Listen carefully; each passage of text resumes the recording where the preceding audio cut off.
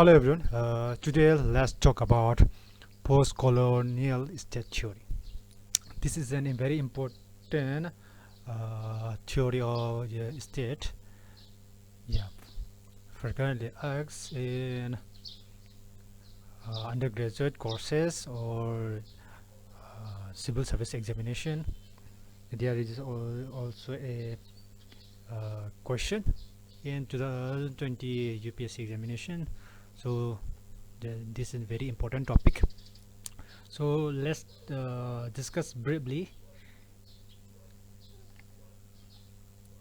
This political theory is saying that the post-colonial country, the state like India, that which gain independence after being a colony. Yeah, these states, newly independent states or countries, inherited the colonial features from colonial period.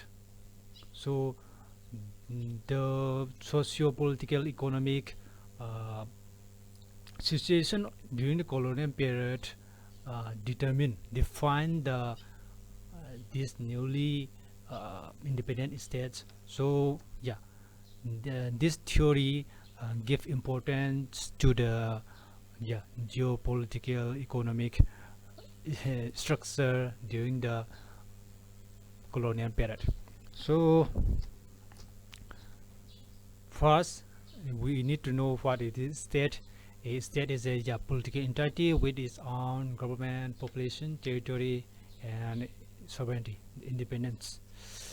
And briefly, let's talk about colony. Colony is a geopolitical region or country, kingdom controlled by other powerful forces, country or kingdom for economic exploitation. Yeah, main purpose of a colony is for economic exploitation. So yeah, there are three forces in a colony. Yeah, in during the colonial rule, during the colonial period, there are three forces intertwining. First is this colonial ruler. All the policies initiated by the colonial forces is for suppression and exploitation.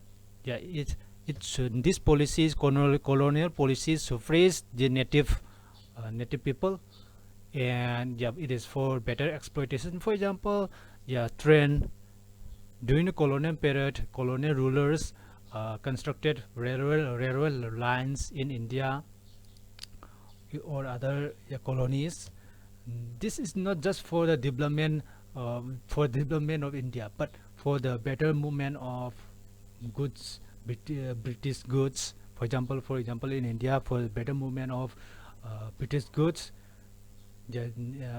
through railway network in India, British uh, could extract raw materials. Means could deliver raw materials from the inner parts of the India to the ports, Mumbai, Kolkata, and they can also deliver finished goods to every region of India. So this is every colonial policies or acts are were meant to for suppress and for a better exploitation. So first is colonial forces. Second is reformers. Both reformers and revivalists are those who are Western educated people, yeah, to rule better, to for the governance, for the better governance in India. India is a huge country, or huge kingdom, or combination of kingdoms.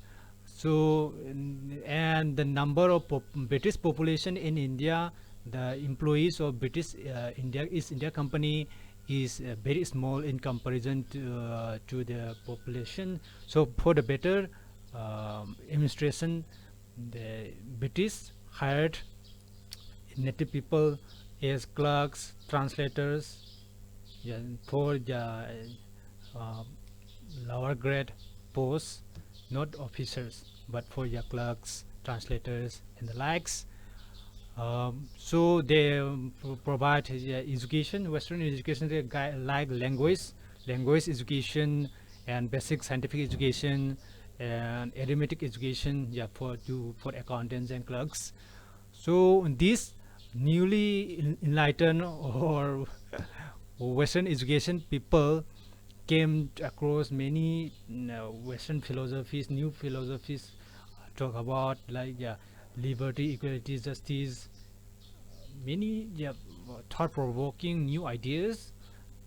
They came across this, and two types of people arose from this Western education because of the colonial sufferation and this Western education. Yeah, two types of people.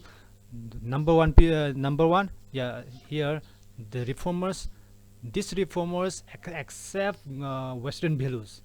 They accept Western values. They are like, yeah, uh, black whites or native whites. They accept Western values. That they imitate white people. They talk like an Western white British. They dress like a British. So yeah, they imitate the colonial rulers. They accept the Western values. So they want to bring more reforms. They want to bring more Western values in, yeah, in India. So they are the reformers. They try to reform India. And another one is the revivalists. They are also new Western educated people. They came across many Western values, but yeah, they want to resist the suffragan and exploitation of the British colonial rulers, or yeah, or the colonial rulers. So they want to resist, and they want, so for these Western values or Western philosophies, Western ideas, they were, yeah, they brought up, they also, yeah, bring out many Indian philosophers, Indian thinkers in the history of India, yeah, since Indian civilization, early Indian civilization. So uh, from these early thinkers, Indian political thinkers or philosophers, Indian philosophy, uh, they also, yeah, rival. They also brought up similar ideas, similar philosophies that can rival Western philosophy. So these Indian philosophies, Indian values are no less than the Western values. So the revivalists want to revive these good values, good Indian values. They want to revive, yeah, Indian beautiful Indian traditions, values. So yeah, they resist. Revivalists or resistance is part of this Swadeshi movement, and the like. Yeah, these two process, reformists, revivalists, are for the better development of India or the colony, but their way of bringing development to the colony, or for example India, is different. Reformers use Western values. They want to they accept the Western ideas. Revivalists, they want to bring out, dig out the best values, comparable values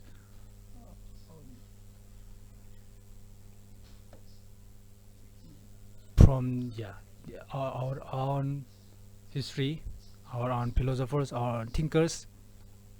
So because of these reformers and revivalists, many thinkers, new thinkers, modern political thinkers arose, like, yeah, for example Gandhi, Mahatma Gandhi, and others, Nehru's, or other many thinkers, Vivekananda, and the likes.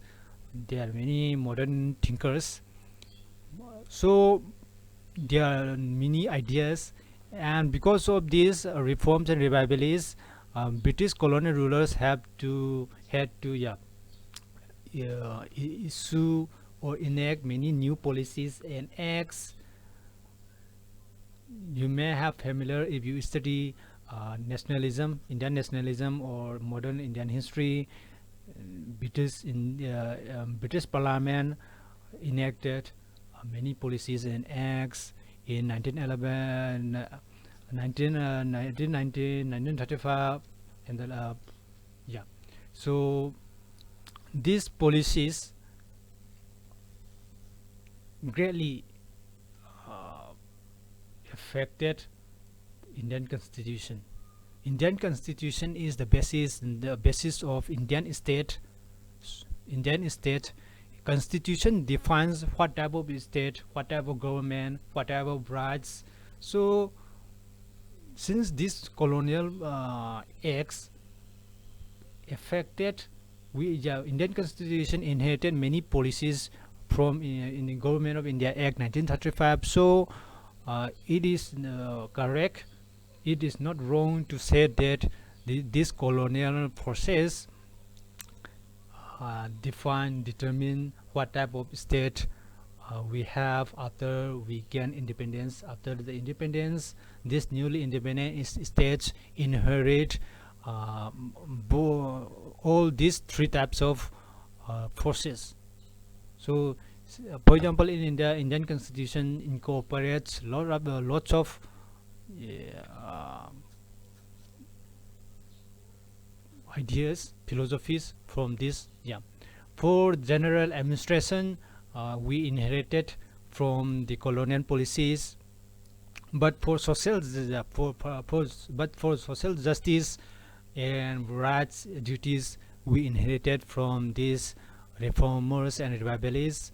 For example, yeah, abolition of non-touchability, equal rights, equal opportunity, reservation brought by the Dalit movements. All these things are, yeah, from these reformers and revivalists. Reformers, uh, I think B.R. Ambedkar is also reformer. Mahatma Gandhi is both, yeah, reformer and revivalist. Yep. For better details, you can, yeah, you can study the modern Indian thinkers, nationalists, independent during the independent movement. These thinkers, these political fighters, independent freedom fighters, you can study them and you can divide them into these two category: reformers and revivalists, and you will understand these three types of forces. Yeah, and I hope this simple video is helpful to you when you study this post-colonial theory of state. This is my simple understanding, and I hope you like it.